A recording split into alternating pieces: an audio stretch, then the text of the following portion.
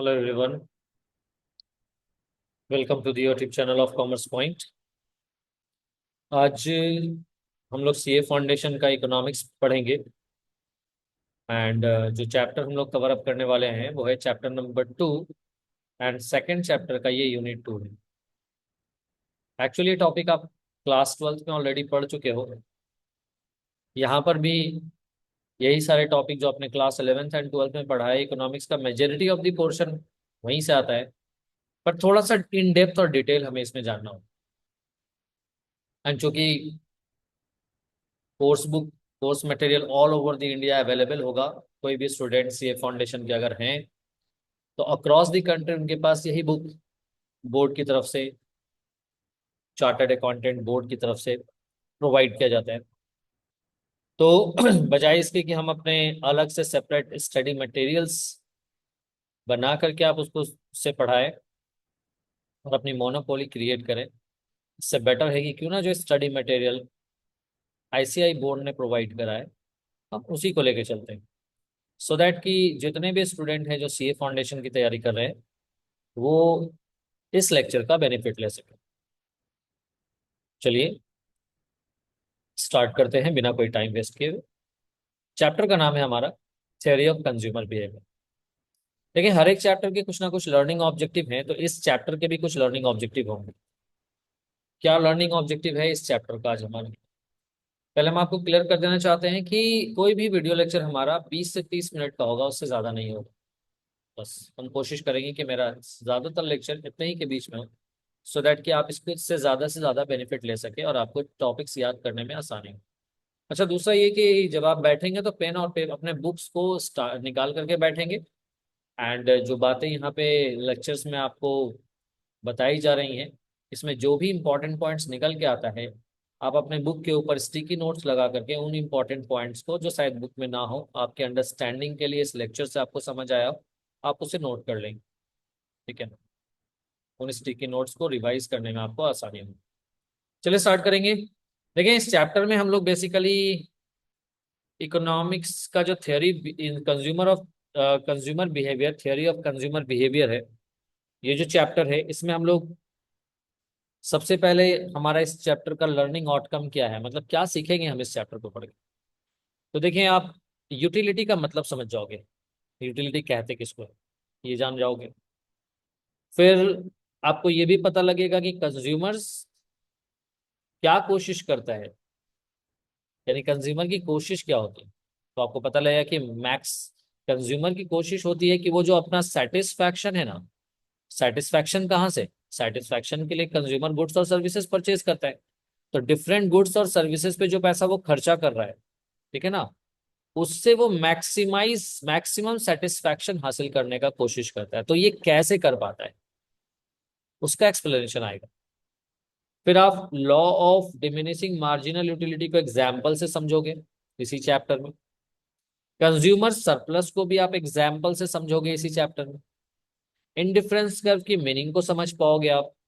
Price line क्या है ये समझ पाओगे। एंड साथ ही साथ इस चैप्टर में आप एक्सप्लेन कर पाओगे कंज्यूमर इक्विलिब्रियम। तो ये सारे चैप्टर्स, ये हमारे चैप्टर्स के लर्निंग आउटकम्स है जो आपको इस टॉपिक में यूनिट 2 में जानने को मिलेगा। तो सबसे पहले बात करेंगे हम लोग ह्यूमन वांट्स के नेचर की। इंसानी जो इच्छाएं हैं उसका नेचर कैसा है। ऑलरेडी आप जानते हैं कि इकोनॉमिक्स में ये जो टर्म है ना वांट, क्या मतलब है इसका। इकोनॉमिक्स में ये जो टर्म है वांट, इसका क्या मतलब है? इसका मतलब है विश, कोई इच्छा, डिजायर, या कोई मोटिव। किस चीज का? तो कह रहे हैं ओन करने का, यानी ओनर बनने का, या फिर इस्तेमाल करने का। किस चीज को? गुड्स या सर्विसेज को। यानी सेटिस्फैक्शन अगर हमें किसी गुड्स और सर्विस को ओन या इस्तेमाल करने के लिए मिलता है, ये कॉमन फैक्ट है। जब भी हम कोई गुड्स या कोई सर्विसेज इस्तेमाल करते हैं तो उससे हमें सेटिस्फैक्शन हासिल होता है ना। तो वांट का मतलब ही है ए Dzire, a wish, a motive, जिसके थ्रू हम गुड्स और सर्विसेज से बेसिकली सेटिस्फैक्शन हासिल करना चाहिए। अब देखिए वांट्स के यानी जो हमारी इच्छाएं हैं इसके अराइज होने के कई रीजन है। फिजिकल रीजन हो सकता है भाई, भूख लग रहा है, आप दौड़ फिजिकली अनफिट हो, प्यास लग गया है, भाग करके आ रहे हो तो प्यास लग गया है तो कुछ पीना है, राइट। फिजिकल नीड हो सकता है आपको। साइकोलॉजिकल नीड हो सकता है, मेंटल सेटिस्फैक्शन हो रहा है, you are not feeling good, music सुनना है, मूवीज देखना है, नॉट फीलिंग गुड तो कुछ इंटरटेनमेंट करना है। या कोई सोशल फैक्टर्स भी हो सकता है, यानी वांट्स कई रीजन, मतलब दूसरे लोग इस्तेमाल कर रहे हैं, सोसाइटी में हर कोई इस्तेमाल कर रहा है, तो आप भी चाहते हो उसको इस्तेमाल करना, यानी वांट्स के अराइज होने के कई सारे रीजन होंगे। It could be physical, psychological and social factors. अब आपने ये भी जानना है कि जो रिसोर्सेज है हमारे वो लिमिटेड है, तो लिमिटेड रिसोर्सेज में हमें करना क्या होता है, हमें चूज करना पड़ता है अर्जेंट वांट्स के बीच and not so urgent wants के बीच। यानी कि अगर आपके पास लिमिटेशन ऑफ रिसोर्सेज ना हो तो आप जो चाहोगे वो हासिल कर लोगे, है ना। आपकी जितनी इच्छाएं आप सारी पूरी कर लोगे। ऐसा कोई अलादीन का चिराग आपके पास आ जाए कि बस a jinn please fulfil my this wish that wish, और वो जिन आपके सामने सब कुछ फुलफिल कर दे तो कोई प्रॉब्लम ही नहीं है। बट आपको पता है ना, real life is not like that. हमारी जो जिंदगी है ना, रियल जिंदगी वो ऐसी नहीं है। तो फिर होता क्या है हमारे साथ, हमारे पास जो रिसोर्सेज है वो लिमिटेड, और उन्हीं लिमिटेड रिसोर्सेज से हमारे बहुत सारे बॉन्ड्स हैं, हम सबको फुलफिल करना चाहते हैं, तो सब तो फुलफिल होगा नहीं। तो कौन सा फुलफिल करेंगे ये डिपेंड करेगा कि हमारा कौन सा बॉन्ड ज्यादा अर्जेंट है, ज्यादा इमरजेंट है, ज्यादा अभी नेसेसरी है, और कौन सा बॉन्ड है जिसको हम पोस्टपोन कर सकते हैं, इस पर डिपेंड करेगा। ठीक है ना। अब देखिए ह्यूमन बॉन्ड्स के नेचर को हम पॉइंट वाइज समझते हैं। सबसे पहला पॉइंट, जितने भी ह्यूमन बींग्स है ना, all bonds of human beings exhibit some characteristics features. क्या मतलब इंसान के अंदर की कोई सी भी ख्वाहिश तुम उठा लो ना, उस ख्वाहिश को फुलफिल करने का कुछ ना कुछ फीचर्स है। जैसे तुम्हें भूख लगा, तुम्हें खाना खाना है, तुम्हें माइंड फ्रेश करना है, ठीक है ना, you are not feeling well तो गेम खेलोगे, दौड़ोगे, भागोगे, क्रिकेट खेलने जाओगे, you will fulfil many other wishes like that. तो वांट्स, जितने भी ह्यूमन बींग्स हैं, उनके जो सारे के सारे जो वांट्स हैं, हर एक वांट्स का कुछ खासियत है, कुछ कैरेक्टर है, कुछ कैरेक्टरिस्टिक्स है। दूसरा ये कि वांट्स जो होते हैं वो अनलिमिटेड है, एक फुलफिल हुआ नहीं कि दूसरे वांट अराइज हो गए, यानी we all have unlimited wants, लेकिन सारे के सारे वांट्स को हम सेटिस्फाइड तो नहीं कर सकते। Can we do that? No, नहीं,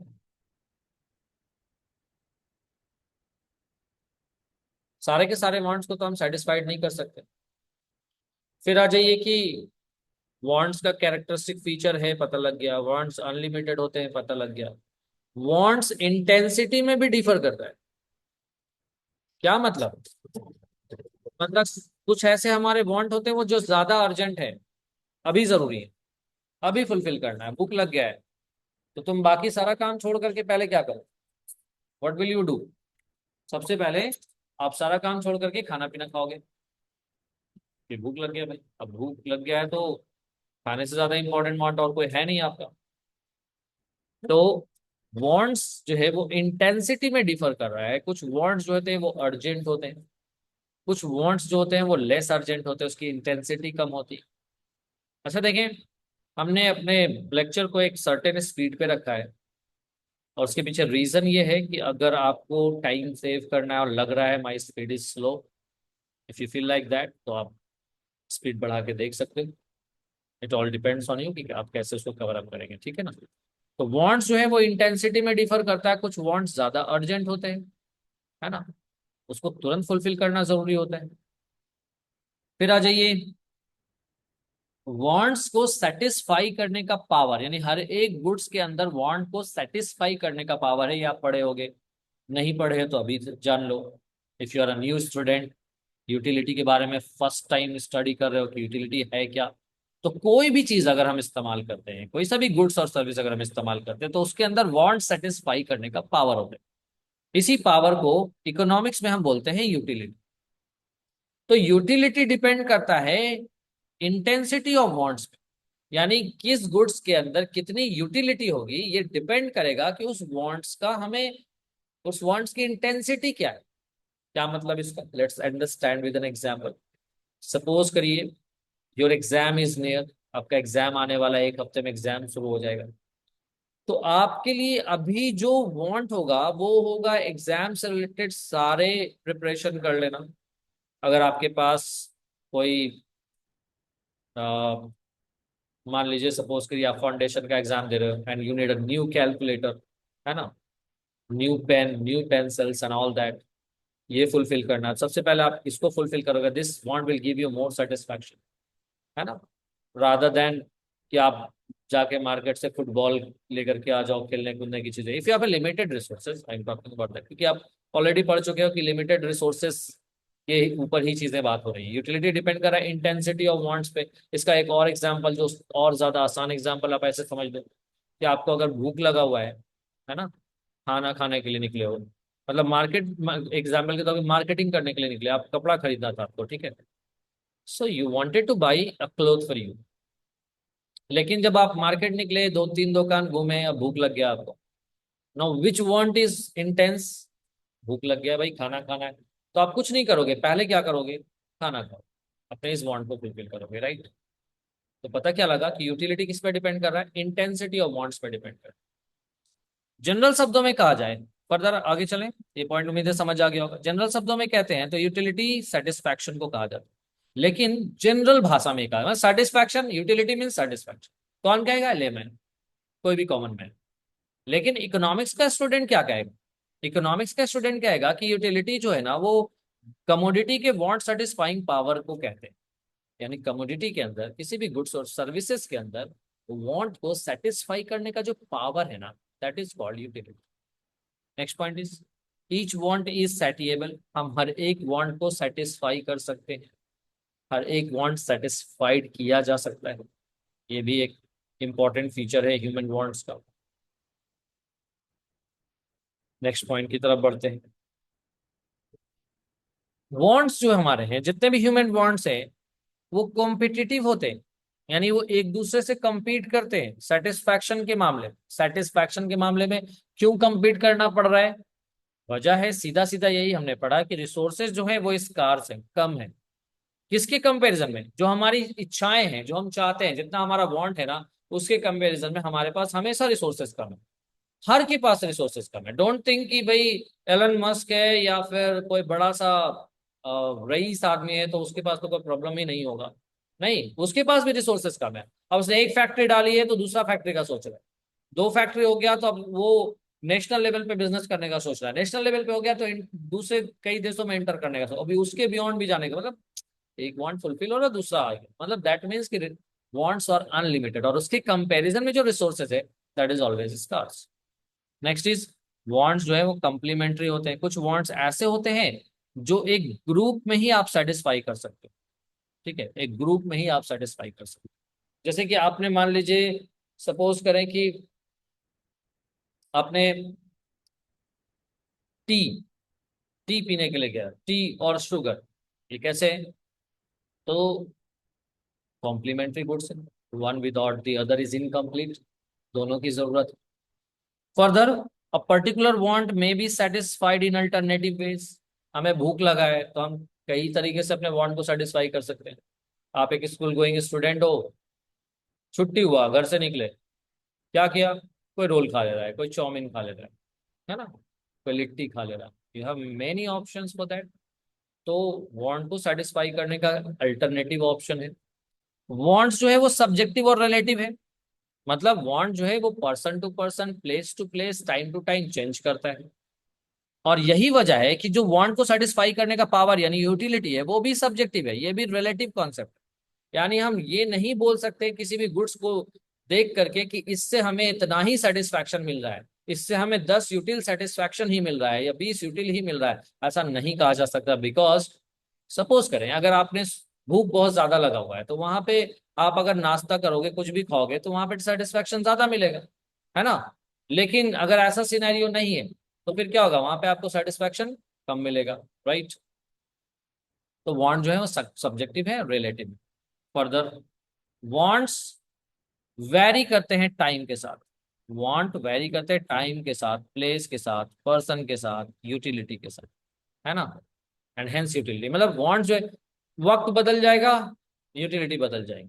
प्लेस बदल जाएगा, यूटिलिटी बदल जाएगी। पर्सन बदल जाएगा, यूटिलिटी बदल जाएगी। और वांट जो है वो समय के हिसाब से चेंज होता है।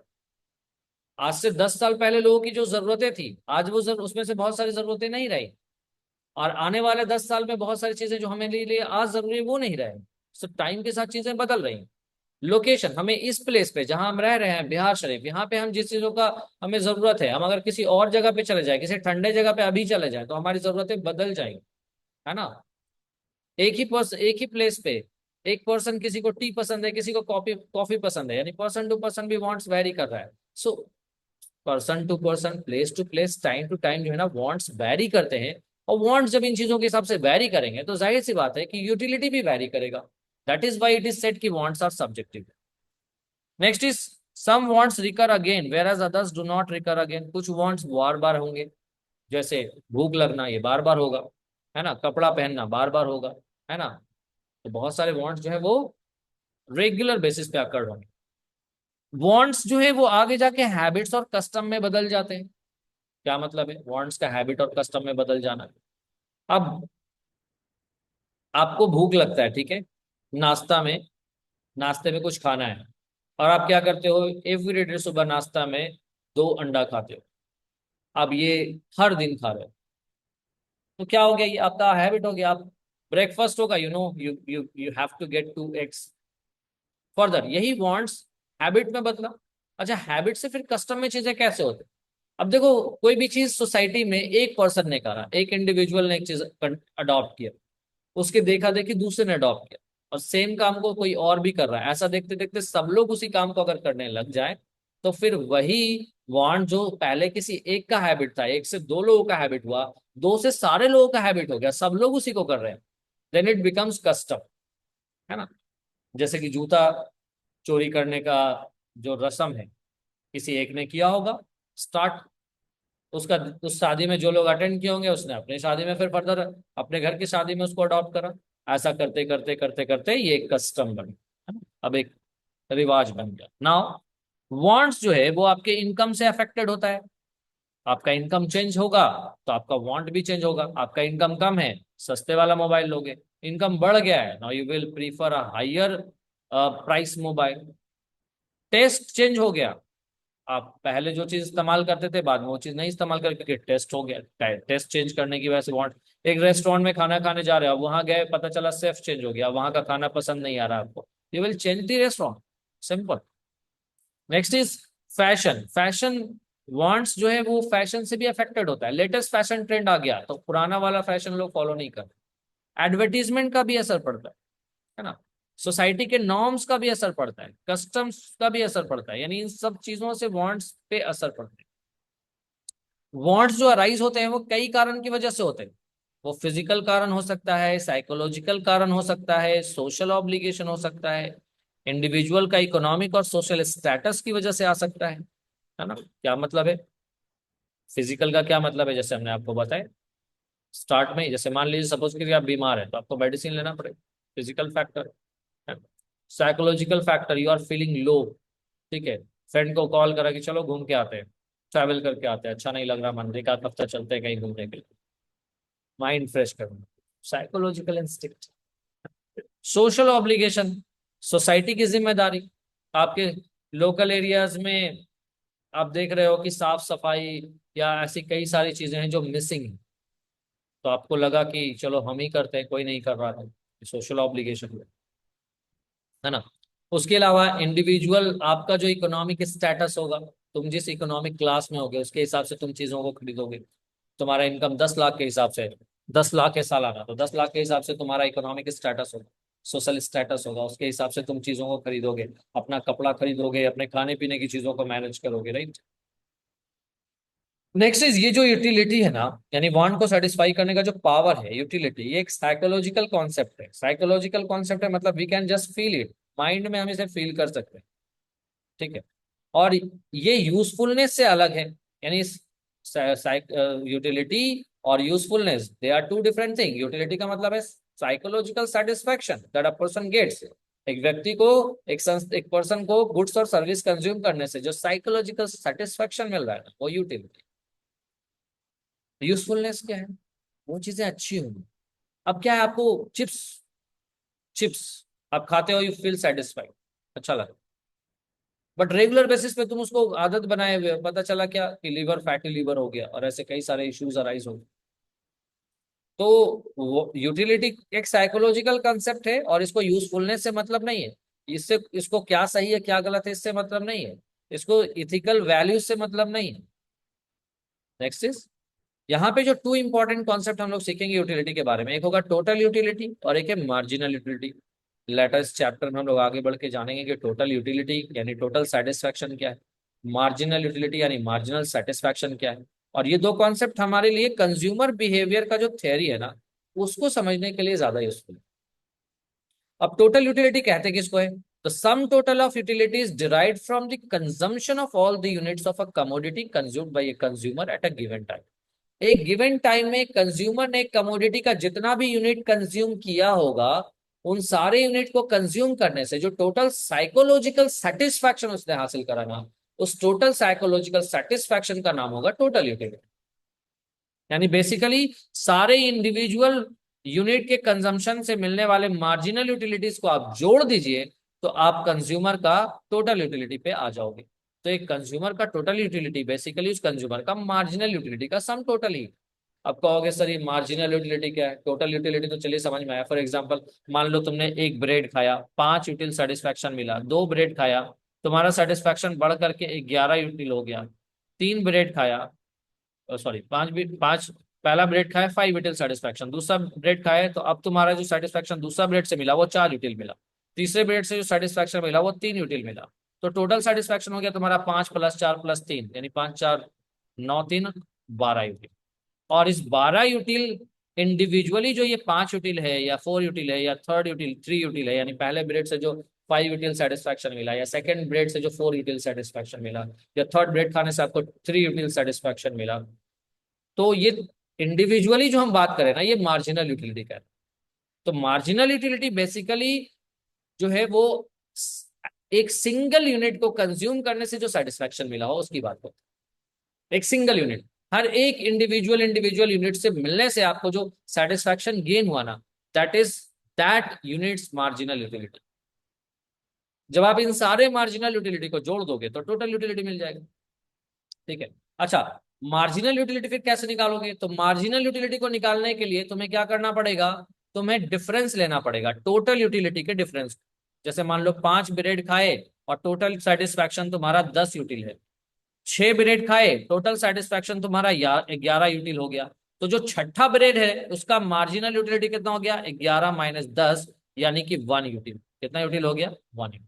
अच्छा, ये जो फॉर्मूला यहाँ पे अप्लाई करोगे कॉन्टिन्यूअस में, यानी MU, अगर कंटिन्यूअस आपका कंजम्पशन है, पहला ब्रेड खाए, दूसरा खाए, तीसरा खाए, चौथा खाए, हर एक डेटा आपको दिया हुआ है, तो अगर तीसरे ब्रेड का टोटल सेटिस्फैक्शन निकाल, मार्जिनल सेटिस्फैक्शन अगर थर्ड ब्रेड का निकालना है ना, तो 3 ब्रेड तक का टोटल सेटिस्फैक्शन ले लो और उससे माइनस कर दो 2 ब्रेड कंज्यूम करने का टोटल सेटिस्फैक्शन, आपका मार्जिनल सेटिस्फैक्शन निकल जाएगा थर्ड यूनिट का।